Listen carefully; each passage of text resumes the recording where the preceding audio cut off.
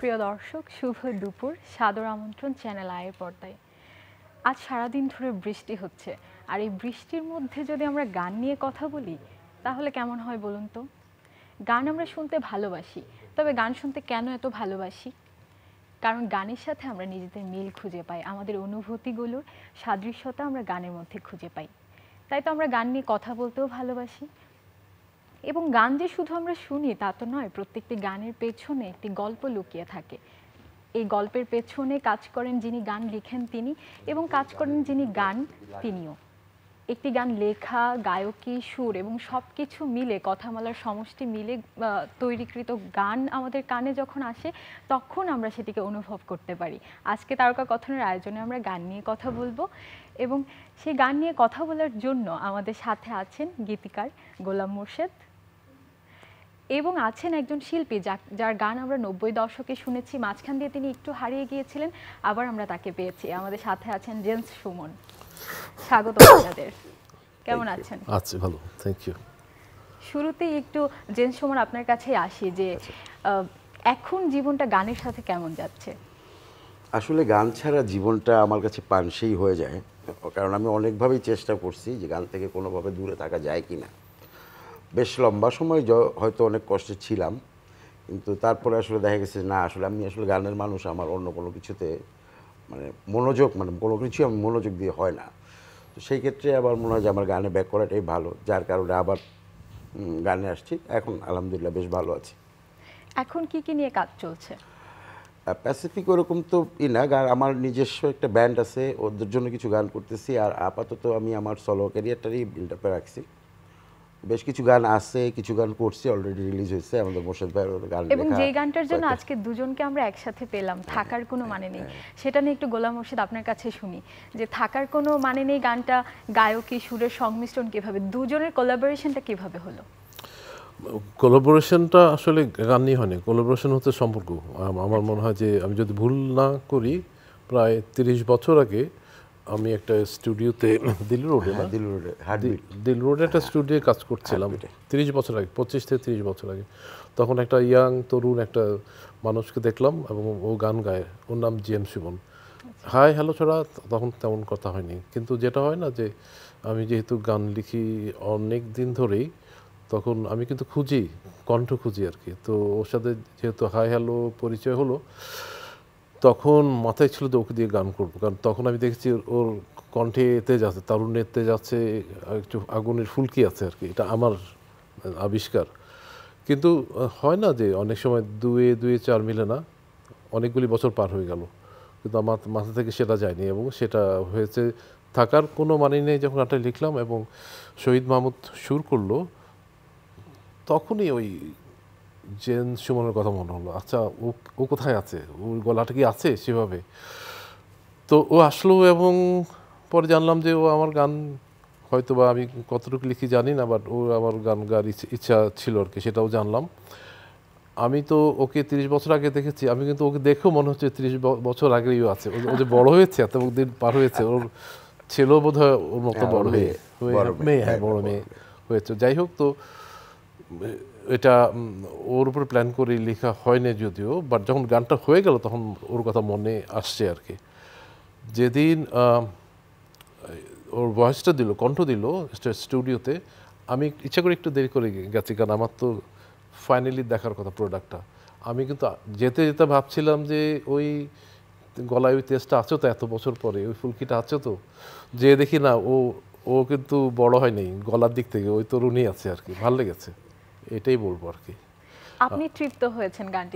আমার খুব ভালো লেগেছে।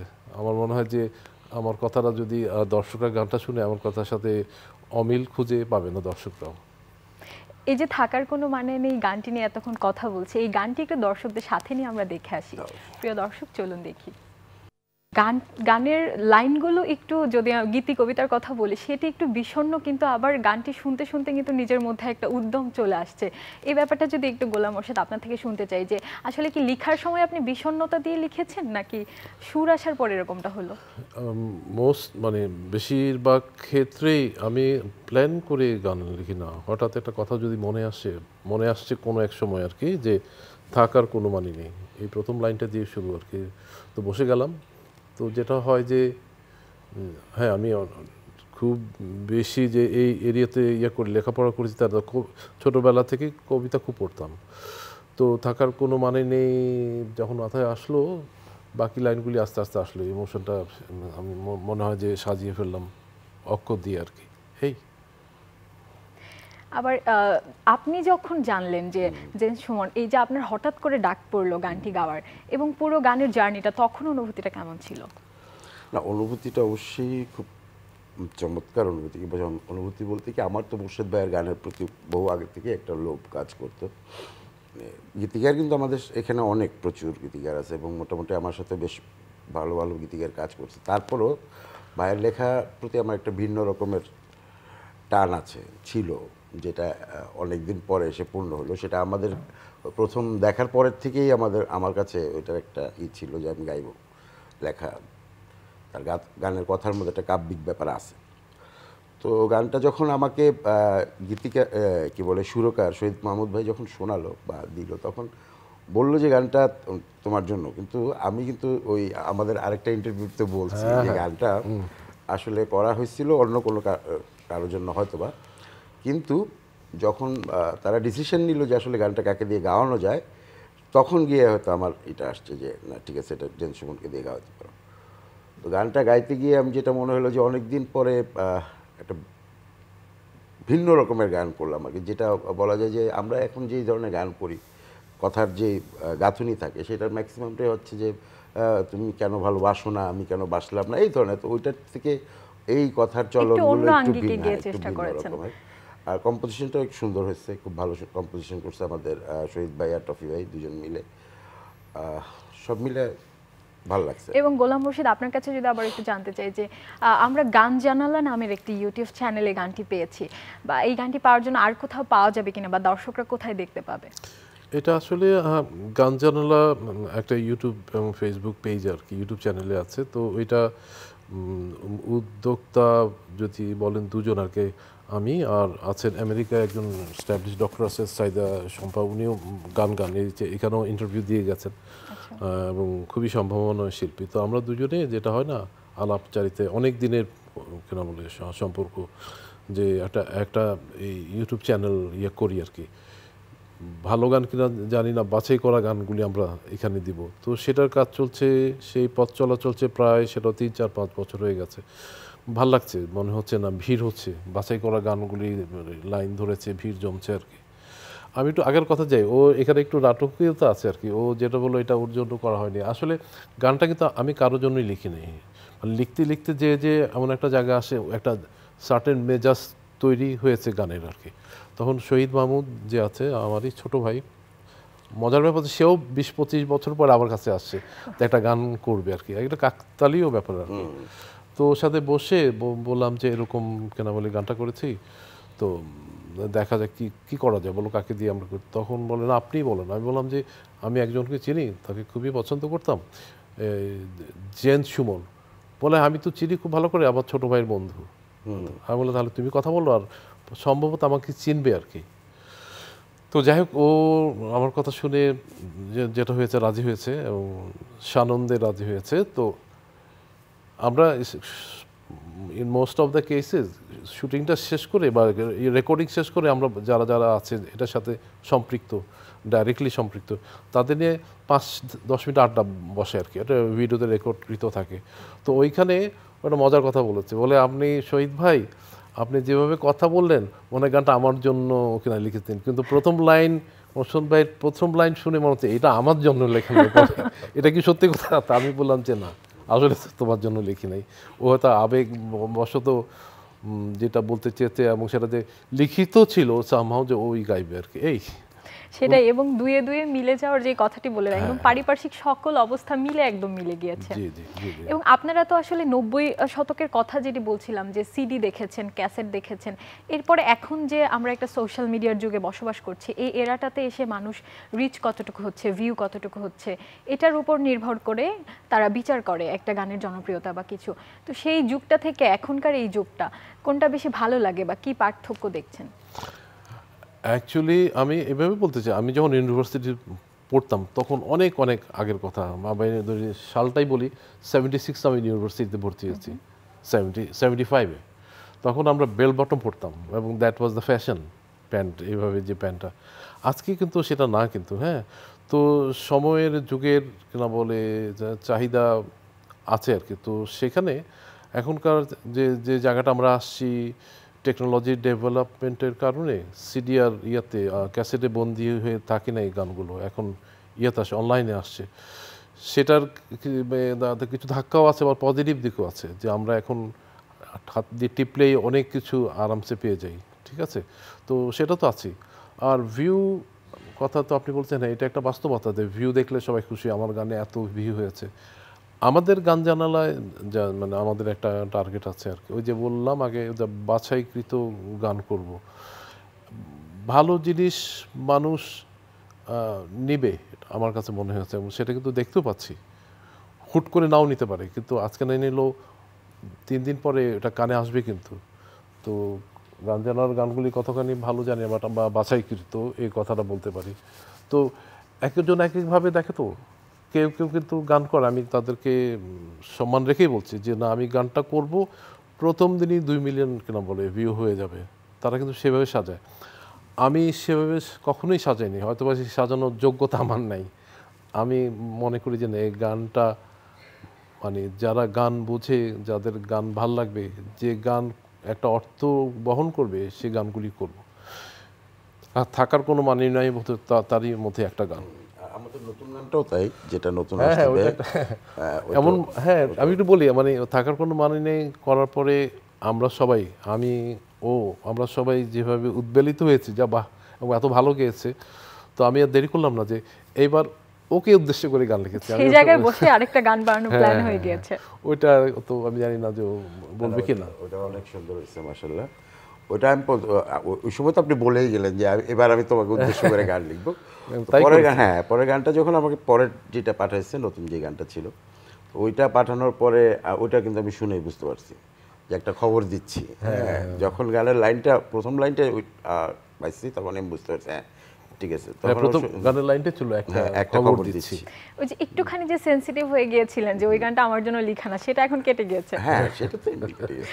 এবং জেমস সুমন, উদ্দেশ্য হয়েছে কি, আমার ওই বাইক লেখা গান হইল, আমি আমার উদ্দেশ্যে লিখছি কি না কার উদ্দেশ্যে লিখছে, ওইটা নিয়ে আমার কোনো রকম সমস্যা নাই। কারণ আমি জানি যে গান গাইলে ওইটা এমনিতেই আমার হয়ে যাবে, ওইটা যার জন্য ফাইনাল মালিকানা তো থাকবে। হ্যাঁ ওইটা আমারই হয়ে যাবে। এবং জেমস সুমন গান গাওয়ার ক্ষেত্রে কি দর্শকের মতামতকে বেশি প্রাধান্য দেন না, বা নিজের রুচির সাথে যেটা যায়? অবশ্যই প্রথমে নিজের।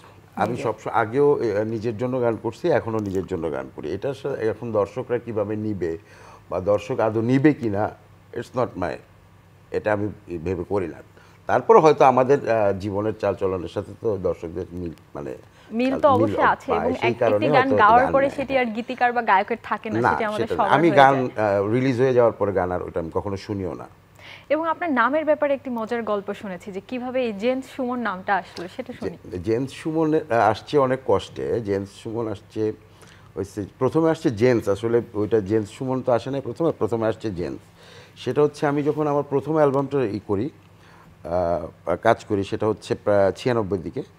তো আমি ওই অ্যালবামটা জমা দিয়েছিলাম আপনার সারগাম ওই অ্যালবামটা নেয়। তো অ্যালবাম নেওয়ার হয়তো 4-5 মাস পরে হঠাৎ করে আমাকে একদিন ফোন দেয়, মানে অ্যালবাম যখন আমি জমা দিয়ে দিই, তারপরে হঠাৎ করে 4-5 মাস পরে 97 রোজার ঈদে বোধ হয়, সম্ভবত রোজার ঈদের আগে, মানে ঈদের 3-4 দিন আগে আমার ফোন দিচ্ছে, যে বলতেছে যে আমরা তো তোমার অ্যালবামটা ছাড়বো। অ্যালবামটা ছাড়বো না, অলরেডি অ্যালবামটা ছেড়ে দিছি, তোমার অ্যালবামটা ছেড়ে দিছি। অ্যালবামের নাম তুমি যেটা বলতেছি, আমি আশীর্বাদ বলে আসছিলাম, ওইটাই দিছে। বাট আমার সাথে তারা বলছিল যে তোমার নাম ভয়েসের জন্য আমরা তোমার সুমন নামের পেছনে একটা এস যুক্ত করতে চাই, তোমার কি মতামত? এটা ছিল তার সাথে আমার সাথে মূলত কথা।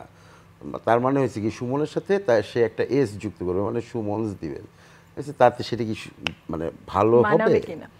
হ্যাঁ, তখন তো আমি অনেক ছোট, অনেক ছোট, কিন্তু অতটা চিন্তা করিনি। না কোনো সমস্যা নেই, একটা এস থাকলে কি সমস্যা আছে, ঠিক আছে। পরবর্তীতে সে কিন্তু আমাকে ফোন করছে অ্যালবামটা রিলিজ করে, তো ওইখানে সে নাম দিছে জেমস। এই হয়েছে প্রথম প্রবলেম। আমার নামটাই কিন্তু পাল্টে গেল। আমার সাথে তার কখনোই ছিল না যে আমার নামটা এরকম যাবে, বা আমিও জানতাম না। তো সেটা নিয়েই হওয়ার পরে ওইখানে নামটার বানানটাও ভুল ছিল। ওইটা আসলে নামটা জেন্সও হয় না, ওইটা তখন হলো জিন্স, মানে JEANS, স্পেলিংটা ছিল এইরকম, ওটা আসলে জিন্স হয়ে গেল। তো তাহলে এটাকে তো আবার ঠিক করতে হবে। পরবর্তী অ্যালবামটা যখন আমি করলাম 98-তে, ওটা ছিল আকাশ কেঁদেছে অ্যালবাম। সেই অ্যালবামে গিয়ে প্রথমে আগে এই জেন্স নামটা থেকে জেন্সে আসলাম, জেন্স নাম আসছে। তারপরে 99-তে একটা অ্যালবাম করলাম অতিথি, সেই অ্যালবামটা গিয়ে আসলো জেন্স সুমন, প্রথম আসলো এখানে জেন্স সুমন। দেন তারপরে করলাম আশাবাদী, সেখানে গিয়ে জেন্সটাকে ক্রস করে শুধু সুমনে আনা হলো। নামের অনেক পরিবর্তন বিবর্তন অনেক আমরা দেখতে পরিবর্তন পাচ্ছি। হয়েছে। তবে আপনার অনেক ভক্তরা বলেছেন বা মনে করেন যে এই যে আমাদের কিংবদন্তি সঙ্গীত শিল্পী জেমসের কণ্ঠের সাথে আপনার কণ্ঠের মিল পান বলে নাকি তারা এই নাম দিয়েছেন। এখন এই ব্যাপারটাকে, এটাই বাস্তবতাটাই তাই যে আমার ওই মানে ভয়েস টোনটার জন্যই আসছে। কিন্তু এখনকার অনেকেই গান করে, তারা কিন্তু ভয়েস টোনটা মেক করে, আমারটা কিন্তু মেক না। আমি যে টোন, আমার এটা ন্যাচারালি, আমার টোনটাই ওরকম হয়ে গেছে। এই যে এই নামের ব্যাপারটা, এটা কি আপনি এখন উপভোগ করেন নাকি একটু বোঝা মনে হয় মাঝে মাঝে? দুইটাই করি, দুইটাই আমার জন্য, দুইটাই। তবে এখন মনে হয় উপভোগের চেয়ে আমার বোঝাটাই বেশি হয়ে যায়। লাস্টলি যেটা হয়েছে যে আমি এখন তো জি সিরিজের সাথে কাজ করতেছি, তো ওরাও কিন্তু সেই ঘুরে ফিরে আমাকে জেন্স সুমনই বানায় দিছে। কিন্তু তার মাঝখানে কিন্তু আমি বেশ অনেকটা সময় শুধু সুমন ছিলাম। কিন্তু আবার যখন এই এত বছর পরে ফেরত এসে আমি যখন গান শুরু করলাম, আবার যখন গান গেলাম, সে আমার ওই কি বলে FB আইডিটা জেন্স সুমন দিয়ে রাখছি, সেই জন্য কিন্তু তোমাকে এখনও তো সবাই এই নামেই চিনে, সবাই এই নামেই জানে, এইটাই দাও। ঠিক আছে, খালিদ ভাই জোর করলো যে এই নামটাই দিয়ে দাও, ঠিক আছে দেন। কিন্তু আমার কাছে মনে হয় যে আমি সুমনই ভালো।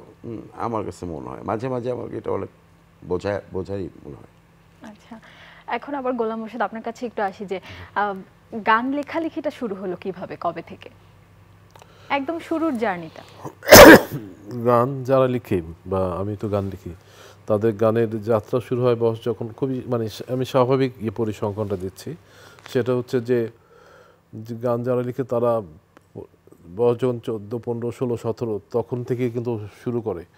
আমি কিন্তু বলতে গেলে বয়স্ক হিসেবে গান লিখেছি, সেটা হচ্ছে আমার বয়স যখন 41, যখন মোটামুটি গান লিখে বাজার সয়লাভ হয় তখন। কিন্তু আমি তখন মাত্র শুরু করেছি।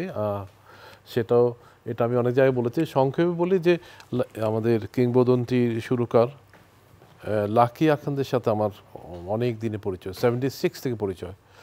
আমরা একসাথে ঘুরতাম এবং আমি এটা সাংগঠনিক সামান্য দক্ষতা ছিল, বিশেষ করে সাংস্কৃতিক পরিমণ্ডলে। তো ইউনিভার্সিটির সময় আমাদের যে সাংস্কৃতিক প্রোগ্রামগুলি হতো, তো সেখানে আমার একটা ছোট্ট ভূমিকা থাকতো। সে কারণে লাকি আখান্দের আমাদের যখনই প্রোগ্রাম হতো লাকি আখান থাকতো, হ্যাপি আখান থাকতো আর কি। খুব মানে সেই আন্তরিক সম্পর্ক ছিল। ইভেন আমি ফরাসি ভাষা শিক্ষা কেন্দ্র ছিল, আমি ফ্রেঞ্চ শিখেছি একসময়, অনেক আগের কথা বলছি। সেখানে আমি কালচারাল সেক্রেটারি ছিলাম, তো সেখানেও প্রায় প্রোগ্রাম হতো এবং লাকি ভাই এবং হ্যাপি ওরা দুজনেই যেত। আমি কিন্তু 76-এর কথা বলছি। তার 20-21 বছর পরে উনি আমাকে একদিন গলা চেপে ধরলো আর কি, ভালোবাসা দিয়ে গলা চেপে ধরলো যে আমি অনেক দিন তোমাকে অবজার্ভ করেছি, আমি আবার নতুন করে, মাঝখানে গ্যাপ দিয়েছিল অনেক দিন, হয় না শিল্পীদের অভিমান থাকে বা থাকে আর কি, অনেক কিছু, অনেকদিন গান গাইনি। তো উনি আমাকে বলে যে আমি আবার গান শুরু করতে চাই, আমি গান করতে পারি একটাই শর্তে, তুমি গান লিখবে। বাহ। হ্যাঁ, তো আমরা বন্ধু দুজনেই, কিন্তু আমি ওনাকে সবসময় আপনি থেকে আর তুমি তো আসিনি কখনো, ওই সম্মানটা আমি সবসময় দিয়ে আসছি, আর উনি আমাকে তুমি বলতো। তো আমার অফিসে, ধানমন্ডির অফিসে তখন আমি বিজনেস করতাম বরাবরই, এখনও করছি। তো ওইখানে আমার লাকি ভাই এরকম করে বললো, ওনাকে আমি এত পছন্দ করি। আমি বললাম লাকি ভাই এই কাজ তো আমি কখনো করতে পারবো না, কারণ আমি এটা মাথায় কোনোদিন আসেও নাই, তাহলে তো আজকে থেকে 20 বছর আগে আমি লিখতাম, আমার পক্ষে এটা সম্ভব না। বরং আমাকে মানে দৈনিক মজুরির যেসব কাজ হয় সে ধরনের কাজ দিল, I will be more comfortable.